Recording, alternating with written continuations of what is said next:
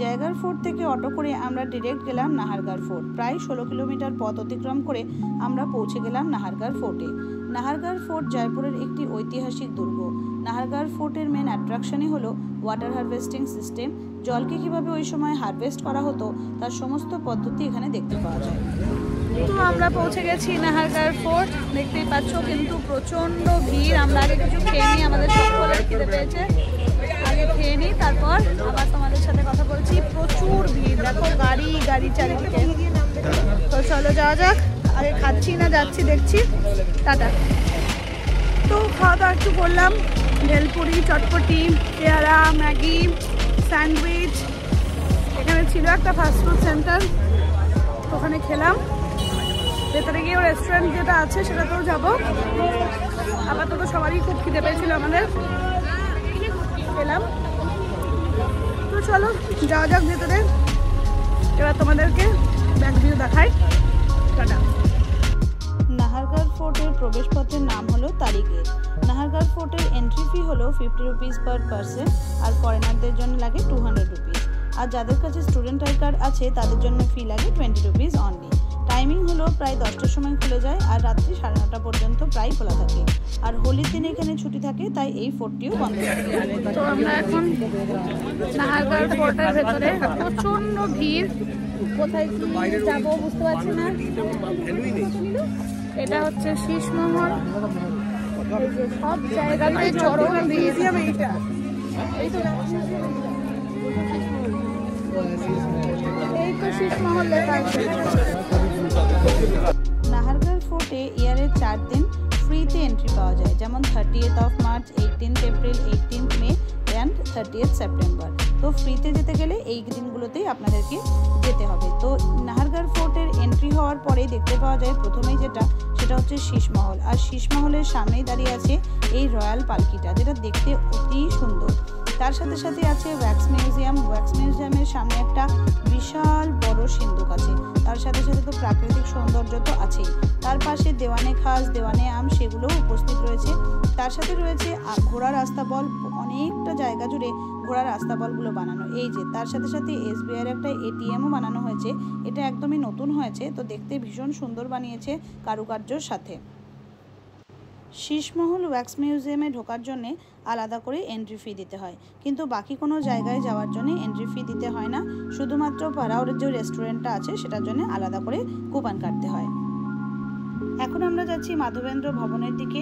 তো মাধবেন্দ্র ভবন যাওয়ার আগে আমরা গাইড করে নিয়েছিলাম, গাইডের ভাড়া ছিল 600 রুপিস। তো মাধবেন্দ্র ভবন হলো ওইটি যেখানে রাজা তার 9 রানীর জন্য 9টি মহল বানিয়েছিলেন বিশেষ কৌশলে। আর এই নাহারগড় ফোর্ট থেকে জয়পুরের একটা বিউটিফুল ভিউ দেখতে পাওয়া যায়। তো চলো মাধবেন্দ্র ভবনটাকে এক্সপ্লোর করা যাক, তার সাথে সাথে ঐতিহাসিক সমস্ত জিনিসপত্র সম্পর্কেও গাইড দাদার কাছ থেকে জানা যাক।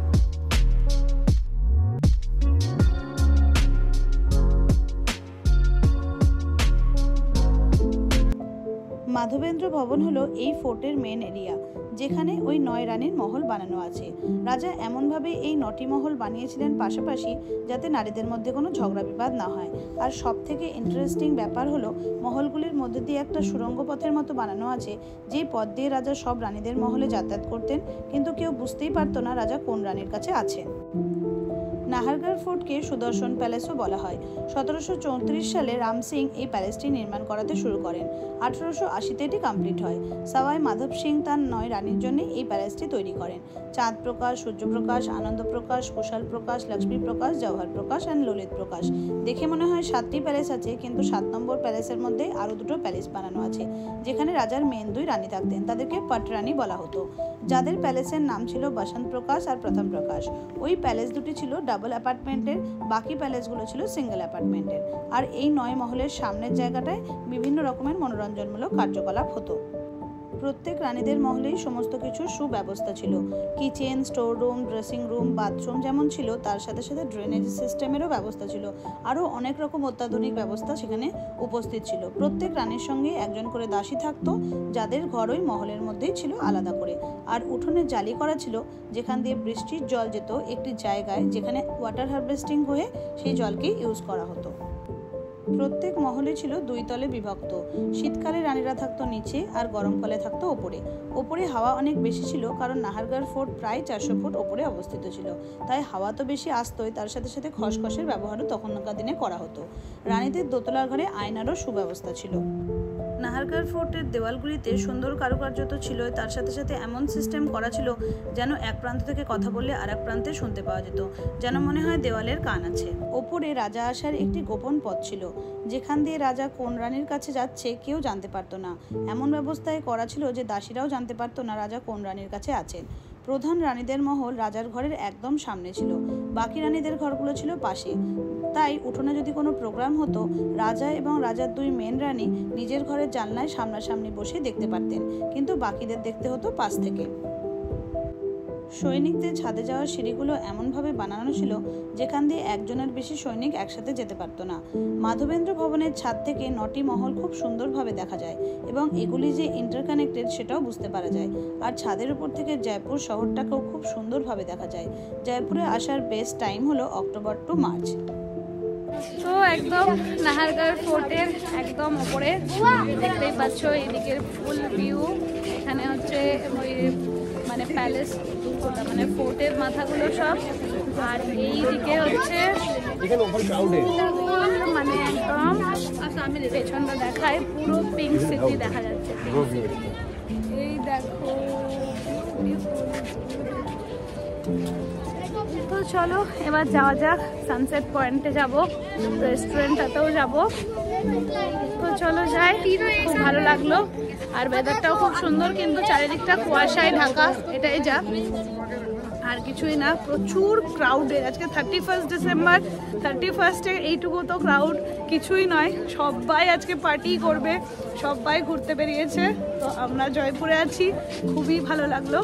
কালকে আমাদের ট্রেন, আজকেই আমাদের লাস্ট ডে।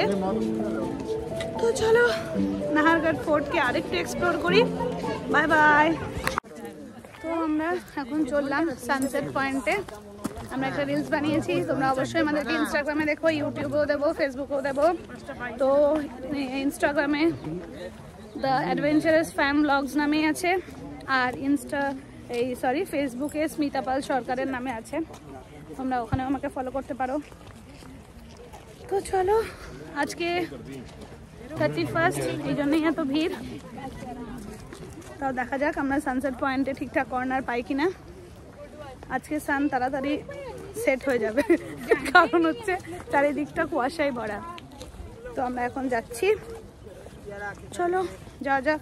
আরটিডিসি ক্যাফেটেরিয়া, যেটা পাড়াও নাহারগড় জয়পুর, দেখতেই পাচ্ছ, exotic sunset point and city light view.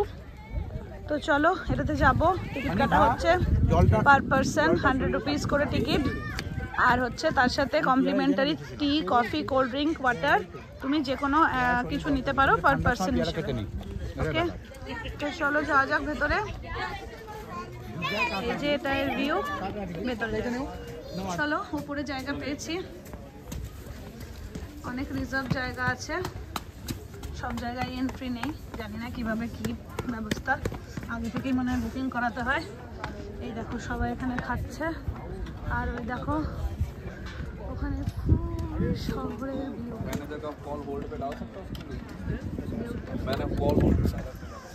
এই যে এদিক দিয়ে, এই দেখো এখানটাই নাহারগড় ফোর্ট, সবই দেখা যাচ্ছে এখান থেকে। এই উঁচুতেই আমরা জায়গা পেয়েছি, ভালো জায়গাটা পেয়েছি। এই যে এখানে, চলো যাই।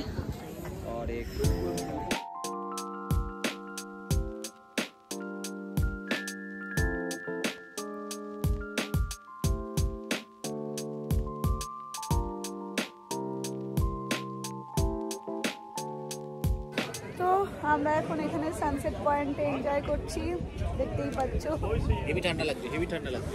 এই যে আমাদের রানা দাদা, হেভি ঠান্ডা লাগছে, হেভি ঠান্ডা। আর এই যে আমাদের কাঞ্চন দা ম্যাজিশিয়ান। কিছু বলো? এই দেখো ম্যাজিশিয়ানের অ্যাসিস্ট্যান্ট। ম্যাজিশিয়ানের অ্যাসিস্ট্যান্ট কই? অ্যাসিস্ট্যান্ট এখন হাওয়াতে চুল ওড়াচ্ছে। তো কামের মালটা। এই যে আমরা সবাই, যাই হোক, তো চলো আমরা একটু স্টার্টার খেয়েছি, আবার আমাদের খাবার চলে এসেছে। এই দেখো রুটি আমরা অর্ডার করেছি। খাবার যেটা খেয়েছি চিলি চিকেন টাইপের কিছু ছিল, ড্রাই ফ্রাই, খুব সুন্দর। আর ওই দেখো পুরো শহরটা দেখা যাচ্ছে, কিন্তু কুয়াশার জন্য এখান থেকে ভিজিবল হয়। সান এখানে আছে, দেখতেই পাচ্ছ। তো এইটা আমরা সানসেট দেখার জন্য এখানে এসেছি। ওকে, তো চলো টাটা। আমাদের খাবার রুটি, ভাত, মাংস, পনির। তো চলো আমরা খেয়ে নিই সবাই। তো খাওয়া দাওয়া কমপ্লিট, দেখতেই পাচ্ছ এখনো সানসেট হয়নি। আমাদের তো খাওয়া দাওয়া কমপ্লিট হয়ে গেছে। রানা একা বসে আছে, রানা এখনো খাচ্ছে। তো চারপাশে দেখো সবাই, প্রচুর ভিড় হয়ে গেছে এখন এখানে। খাবার কোয়ালিটি মোটামুটি, খুব ভালো বলবো না, একদম মানে খুব ভালো না, কিন্তু মোটামুটি চলে যায়। এরকম ভিউ পয়েন্ট দেওয়ার জন্যে, সানসেট পয়েন্ট এটার জন্যে ঠিক আছে, কিন্তু ওভারঅল মানে অ্যাভারেজ আর কি, মানে আর কি পেট ভরানোর মতন। এছাড়া খুব একটা ভালো খাবার নয়। কিন্তু এই যে এত সুন্দর লোকেশন, দাঁড়াও, সুন্দর লোকেশনের জন্য এখান থেকে সানসেটটা পুরো দেখতে পাওয়া যাবে, প্লাস এখানে পুরো শহরটা দেখতে পাওয়া যাচ্ছে। এইটার জন্যেই পয়সা শোধ আর কি। তারপরে কোল্ড ড্রিঙ্ক, কফি, এই যে চলেও এসেছে কোল্ড ড্রিঙ্ক, কফি। এটা আমাদের কমপ্লিমেন্টারি, এর ভেতরে ঢুকলেই আমাদের এই জিনিসটা পাওয়া যাবে।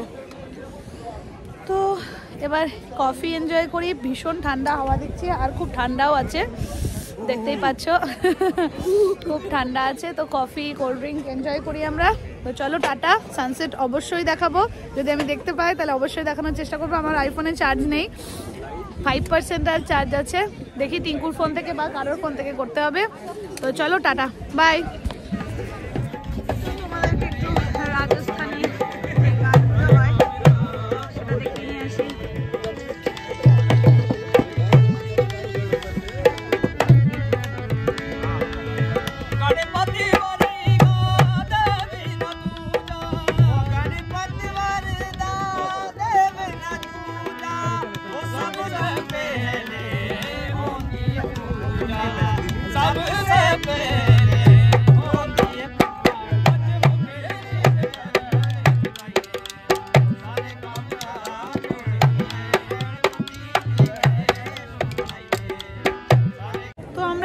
একদম সানসেট পয়েন্টের মানে সামনেই দাঁড়িয়ে আছি। সূর্য জাস্ট ঝপ করে নামবে, দেখতেই পাচ্ছ সবাইকে। এখানে যথেষ্ট ভিড় হয়ে গেছে।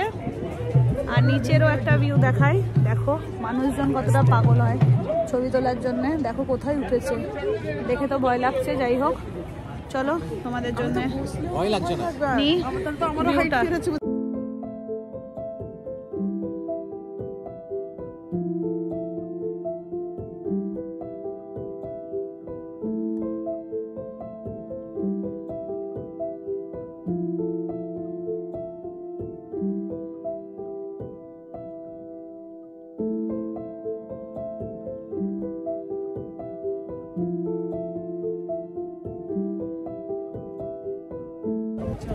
তো চলো সানসেট দেখা কমপ্লিট। কুয়াশাতেই মোটামুটি ঢেকে গেছে, এখনো আলো আছে।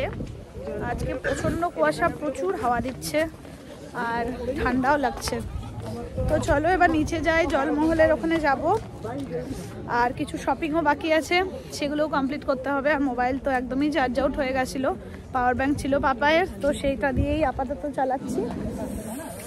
তো কতটা ভিডিও করতে পারবো জানি না। তো আজকে লাস্ট ডে, তো ট্রিপটা ভালোই হলো। কালকে ভালোই পৌঁছে যাই, কেন ওখানে গিয়ে পাবো না। প্রথমে ভাবলাম যে যাবো না, কিন্তু ট্রেনে ওরকম লেট না হোক। আসতে আমাদের প্রচুর লেট হয়েছে ট্রেন, তো সেরকম যেন কিছু না হয়। তো দেখা যাক, হোপ ফর দ্য বেস্ট। টিঙ্কুর সকালবেলায় 6:45-এ ফ্লাইট, ওকে অনেক সকাল সকাল বেরিয়ে যেতে হবে। বাকি তহিদদা, সানি আমাদের সাথেই যাবে। সানির শরীরটা একটু খারাপ, কিন্তু সব মিলিয়ে ট্রিপ ভালোই হয়েছে। সমস্ত জায়গায় এক্সপ্লোর করেছি, ঘুরেছি যতটা সম্ভব। কিছু কিছু জায়গা তো ছেড়েই যায়, সব একবারে দেখা সম্ভব হয় না, আর এত সময়ও নেই যে এত এত জায়গা একবারে এক্সপ্লোর করতে পারবো। তো যতটা সম্ভব হয়েছে ততটা এক্সপ্লোর করলাম। তো চলো এখন জলমহলে যাই, অনেকটাই রাস্তা, নিচে নামতে হবে। দেখি উটের সাফারি করা যায় কিনা বা কিছু করা যায় কিনা, ওটাই বাকি আছে। জয়পুর এসেছি, উটে চাপবো না তাই হয় না। জয়গড় ফোর্টে ছিল, কিন্তু ওখানে মানে একদমই নিচটাতে মানে একদম রাস্তার ওপরটাতেই করা ছিল, তো সেই কারণেই আর করিনি। দেখছি জলমহলে করা যায় কিনা। তো এর অ্যাম্বিয়েন্সটা ভালো, খাবার মোটামুটি আসতে পারো। সানসেট পয়েন্ট হিসেবে খুব ভালো রেস্টুরেন্টটা। আর যারা রাত্রি 9:30 পর্যন্ত এটা খোলা থাকে, 100 রুপিস করে এন্ট্রি ফি। তো রাত্রের ভিউটা, যে রাত্রে সমস্ত বাড়িতে রাস্তায় লাইট জ্বললে কীরকম ভিউটা হতে পারে, তো সেইটাও দেখতে পারবে। তো আমরা ততক্ষণ তাদের জন্য দাঁড়াচ্ছি না, আমরা নিচে নেমে যাব। নিচ থেকে আবার জলমহল থেকে রুমে চলে যাব। ঠিক আছে, তো চলো টাটা। আজকে 31, আজকের কোনো ব্লগ আসবে না। আজকে রিলস পোস্ট করব, মানে শর্টস দেব, কারণ আজকে ভিডিও এডিটিং হয়নি। কালকে পরশু দিনও আমরা ছিলাম হচ্ছে আজমের শরীফ গিয়েছিলাম, তো সেই কারণে তারপরের দিন কালকে তো ভীষণ বিজি ছিল দিন।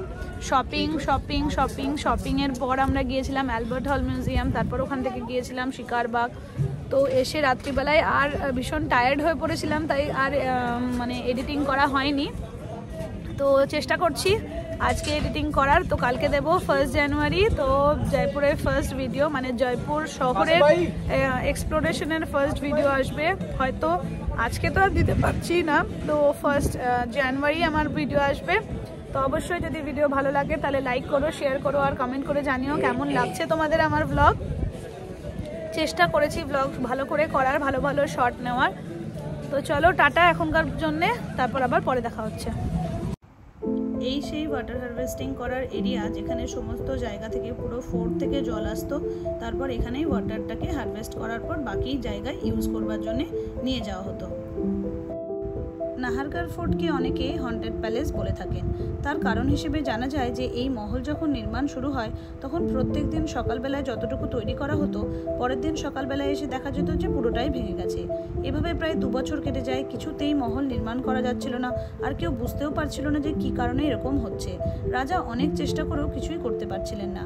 এমন সময় রাজা স্বপ্নাদেশ পেলেন নাহার সিং ভূমিয়ার কাছ থেকে, যে ওনার মন্দির নির্মাণ করলে এই মহল তৈরি করা যাবে, অন্যথায় নয়।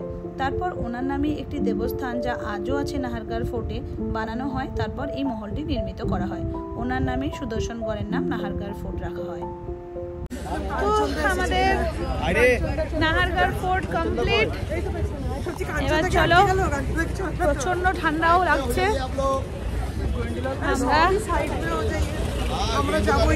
আমরা আবার জলমহল যাব। তো চলো যাওয়া যাক। খুবই ভিড় এখানে, একবার দেখো চারপাশ, প্রচন্ড ভিড়। টাটা।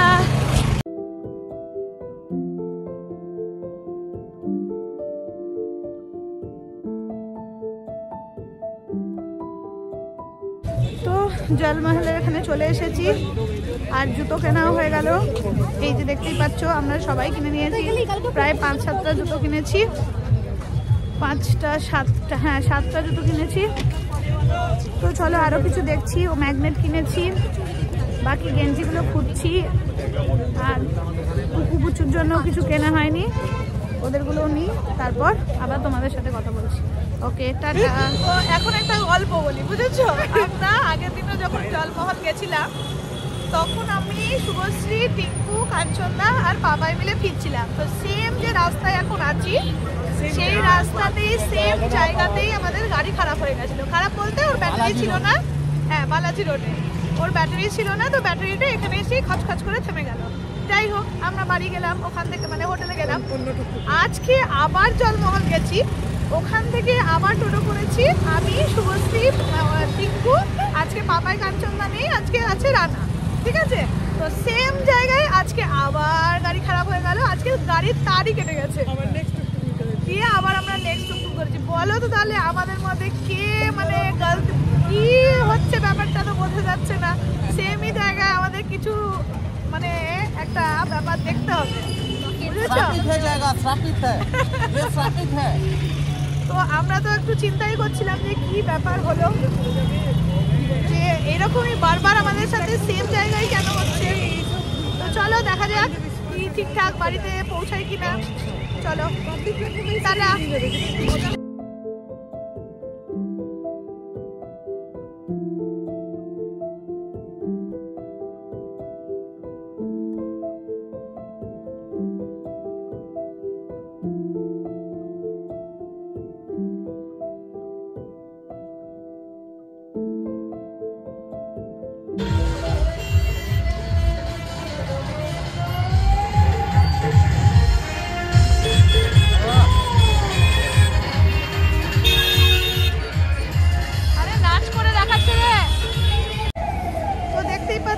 গুলাবজি চায়ে আমরা পৌঁছে গেছি আমাদের বাড়ি, মানে এন্ড অফ জার্নি। হ্যাঁ অলমোস্ট এন্ড অফ জার্নি।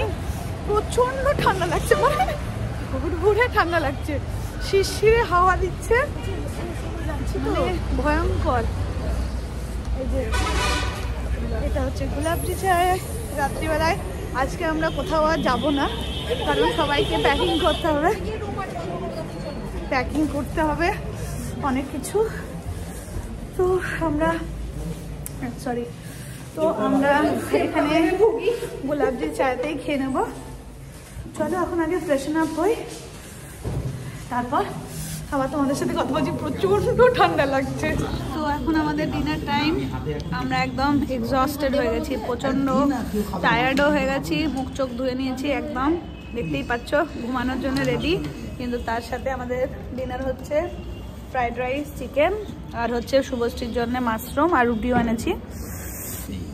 তো চলো খেয়ে নিই, তারপর আবার কথা বলবো। টাটা। তো খাওয়া দাওয়া কমপ্লিট, দেখতেই পাচ্ছ বিছানায় চলে এসেছি, ঘুমও পাচ্ছে। কিন্তু যেহেতু 31st নাইট, আর শরীরে এনার্জি বাকি নেই, কিন্তু 31st নাইট কিছু তো করতেই হবে। কিছু করার ক্ষমতা নেই যদিও, তাও 12টা পর্যন্ত জেগে তো থাকি, সবাইকে হ্যাপি নিউ ইয়ার উইশ করেই ঘুমাবো। তো চলো ততক্ষণ একটু এডিটিং করছি, আর রিল পোস্ট করেছি দ্য অ্যাডভেঞ্চারাস ফ্যাম ব্লগ চ্যানেলে, ইনস্টাগ্রামে, ফেসবুকেও দিয়েছি। তো ওখানে দেখো, আজকে ভিডিও আসেনি, আজকে 31 ডিসেম্বর, তো আজকে ভিডিও আসেনি। আশা করছি কালকে ভিডিও দিতে পারবো। কালকে 2টোর সময় আমাদের ট্রেন, 2:20 নাগাদ আমাদের ট্রেন। তো সকালে এডিটিংটা কমপ্লিট হয়ে যাবে, মোটামুটি কমপ্লিট হয়ে গেছে। হাওয়া মহলের ফার্স্ট পার্টটা হবে, সেই দিনই আমরা গিয়েছিলাম যন্তর মন্তর, ওইটার ভিডিওটাও একসাথেই দেবো। আর তারপরে গিয়েছিলাম আমের ফোর্ট, মানে আম্বার ফোর্ট যেটা, তো ওই আমের ফোর্টে ওটাতে গিয়েছিলাম। তো ওটা অনেক বড় ভিডিও হয়ে যাবে, তাই সে কারণে ওই ভিডিওটার পরের পার্টটা দেবো আর কি। তো চলো আজকের মতো গুড নাইট, দেখা হচ্ছে কালকে। আর তার সাথে হচ্ছে ফটো, মানে দেখো পাপায়ের ফোনটা নিয়ে ফটোগুলোকে গুগল ফটোসে ভরছি, সবাইকে শেয়ার করতে হবে। সবার ফোনে বিভিন্ন রকমের ফটো আছে, আমার ফোনে বেশি আছে, তো সেগুলোকেও দিতে হবে। সব মিলিয়ে অনেক কাজ আজকে। টিঙ্কুও কালকে সকালে যাবে, ও একদম রেডি। তো চলো, ওর ফ্লাইট আছে, আমাদের ট্রেন আছে। তো আমরা যাব বহরমপুর, ও যাবে ব্যাঙ্গালোর। আজকের মতো গুড নাইট, টাটা।